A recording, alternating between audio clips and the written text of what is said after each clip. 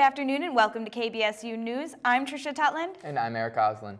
Today we'll be taking a close look at new BSU organizations, visit the Ramsey Gallery, talk about what's up in the entertainment world, get a one-on-one with men's basketball head coach Mike Boshi, and find out what the students of BSU says grinds their gears. But before we dive into those stories, here are some important news updates. As the end of the tax season nears, many students are struggling to find out the tax lingo and get those forms out the door. The Volunteer Tax Income Assistance Program is here to help. Students needing assistance can visit Decker Hall 14 each Wednesday and Thursday through Thursday, April 14th for a tax workshop that's for the students, by the students.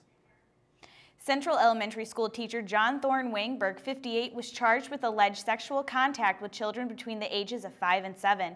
The alleged assaults were on school property, and the first being reported 2 days after Wangberg resigned. Nearly 1 week later, Wangberg was found dead in his Cass Lake home. Investigations on his passing and the pending trial are ongoing. As the spring 2013 semester comes to a close, administrators at Bemidji State are taking a look at tuition costs for the upcoming semester. On February 27th, the Student Senate addressed out-of-state and international student tuition. While currently there is no difference between out-of-state and in-state tuitions, some members of Student Senate worry that making an increase on out-of-state students would affect the attendance at the university. No firm decision has been made. This January, Bemidji swore in its first female mayor. Rita Albright commented on her victory, saying, "This is a legendary year in Bemidji. Paul's 75th anniversary, the first female mayor, and the youngest city council person. I look forward to saving the Carnegie Library, commissioning a new Chief Bemidji statue, and many other fantastic things. Thank you all for your support." So, tell me, Trish, have you gotten your taxes done yet? I have, and it was a huge stress relief. Yep, I have too. Luckily, I sent mine to my dad and he did it for me. That was kind. Students usually know their professors as just that, professors.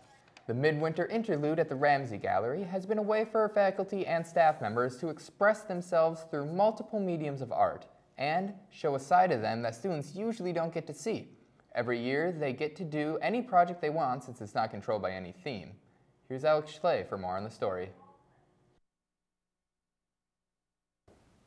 And for this week's Only in Bemidji, an art exhibit called The Midwinter Interlude Comes to Bemidji State University at the Ramsey Gallery in Bangsburg Hall.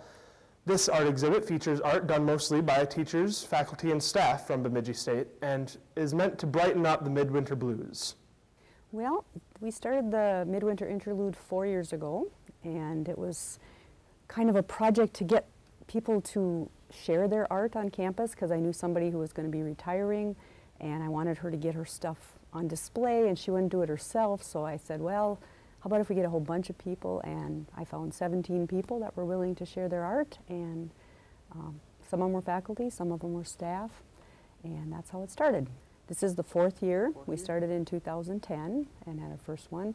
First year we had 17 people, the next year we had 21, and the third year we had 29, and this year there were 23 exhibitors, but we also added a new flavor, and we did a bunch of entertainment during the open house. So we had an extra 4 or 5 people doing that, and then some people bring goodies. And so altogether we had probably around 30 people involved this year or more. The piece that I did this year was a photo I took out at the Lost 40, which is up north of Bemidji. It's kind of northeast, I don't know how many miles, but it's way out in the woods. Not a lot of people have heard of it. And I just took a close-up photo. I took quite a few photos, but I really liked this one. It was one of just a bunch of moss that was on like a dead log. And I just loved like the different colors that were in it, and I loved the textures. And so I have been kind of experimenting with different like forms of printing out, photos. So I tried, I can't remember what it was called, but I think it was called like a poster board or something like that, just from Walgreens Photo. And I just, enlarged it, and it looked really cool. So that's the piece that I shared this year. Well, I have a quilt in there that was a Homemakers Club quilt that I started over 30 years ago.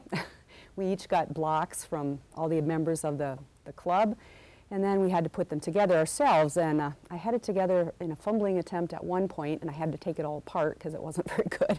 So I finally, after 30-some years, got my quilt together and put that in. And I do wrapping rocks for jewelry, I do crocheting. I take a lot of nature photography, so I have some pieces, a porcupine with its baby that is kind of a rare thing that I thought was pretty interesting.